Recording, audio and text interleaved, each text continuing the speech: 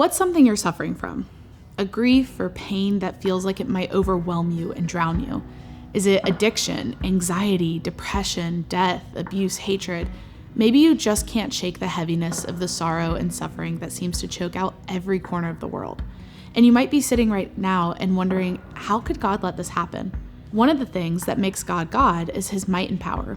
And we expect that from him in every aspect of the world. Rightfully so, that's who he is.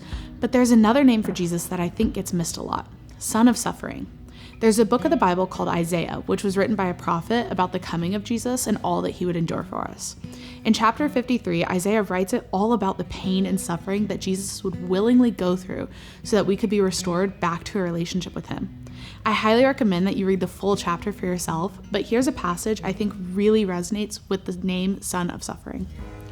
People looked down on him. They didn't accept him. He knew all about pain and suffering. He was like someone people turn their faces away from. We looked down on him. We didn't have any respect for him. He suffered the things we should have suffered. He took on himself the pain that should have been ours. There's an account of Jesus' life that also reveals that the God who Christians worship is a God who weeps with us. In one of the biographies of Jesus, a book called John, we read that Jesus' best friend Lazarus becomes sick and dies. Jesus goes back home to see the family and is greeted by Lazarus' sister Martha, who says to him, "I know that if you had been here, he wouldn't have died." Then, the Bible says, when Jesus saw her weeping and saw the other people wailing with her, a deep anger welled up within him, and he was deeply troubled. "Where have you put him?" he asked them. They told him, "Lord, come and see."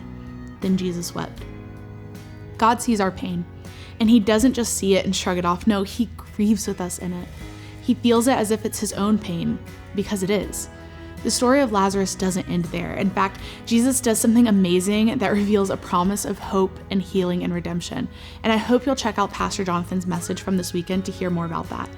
But today, take some time to reflect on Jesus as the Son of Suffering. Think about who he is and how he reacts to the world's pain and suffering, and to your own.